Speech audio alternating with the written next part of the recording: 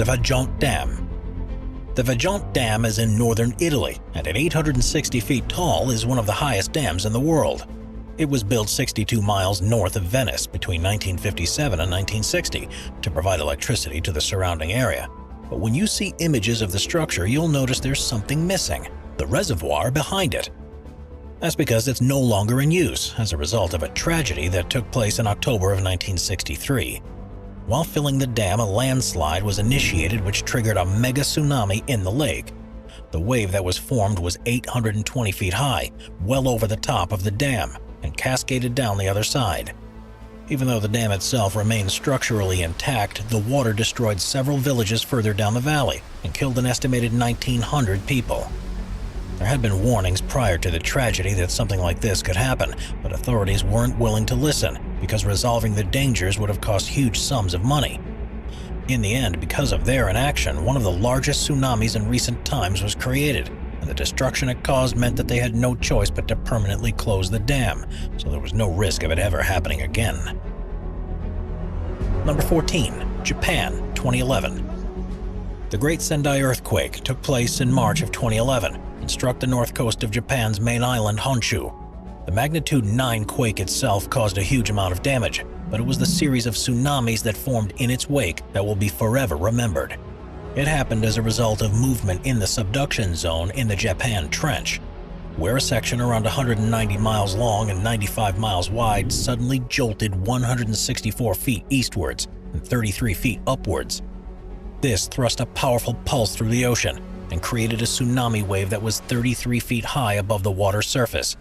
It struck the coast and overwhelmed the city of Sendai, and according to some reports, managed to keep flowing 6 miles inland. Further waves continued striking along the coast, and while they caused severe destruction to every waterfront community, the most devastating consequence took place when it struck the city of Fukushima, and more specifically, the nuclear power plant there. Officially, 10,000 people were killed by the waves, but it's possible far more will live with the after effects once the resulting nuclear meltdown is taken into account.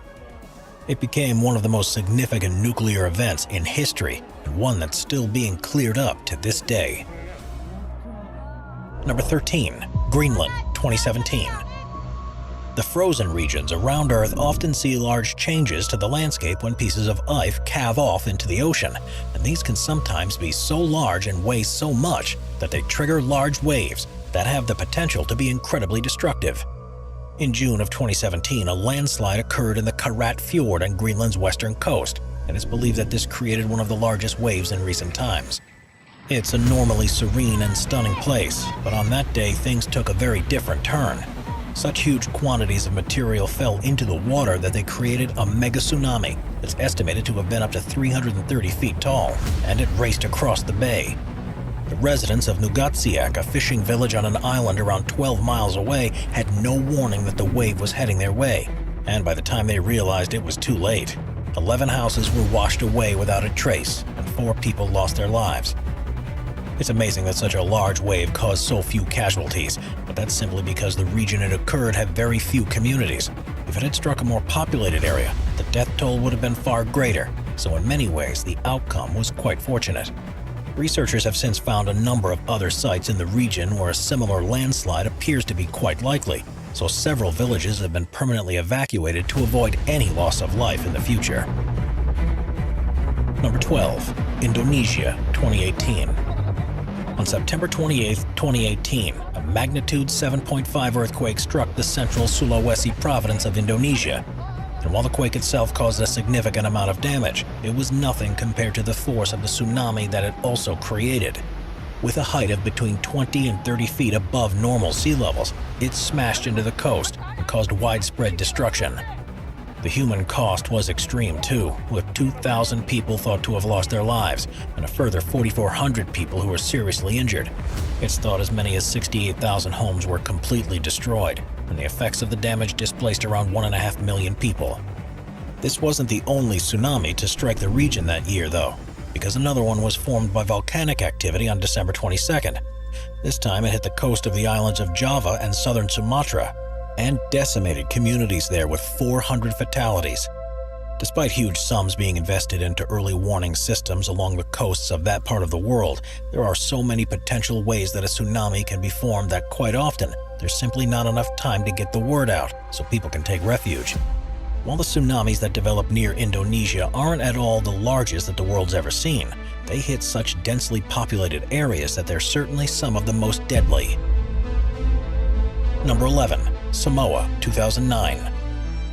On September 29, 2009, a magnitude 8.1 earthquake struck in the southern Pacific and was the largest quake measured worldwide that year.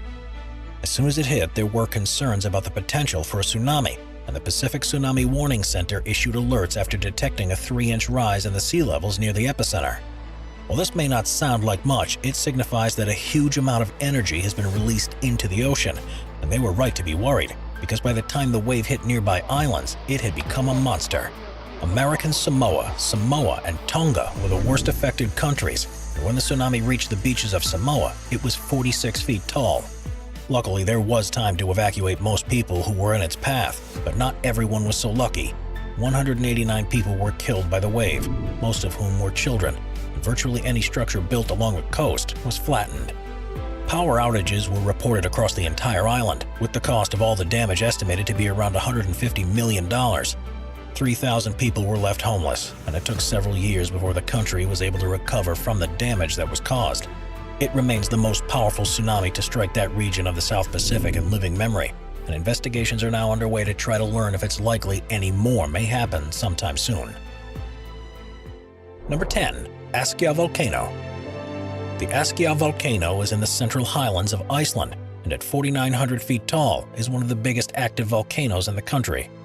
Next to it is the Öskjuvatn Lake, which formed in a crater left by an eruption in 1875, and it's there that an almighty mega tsunami formed in July of 2014.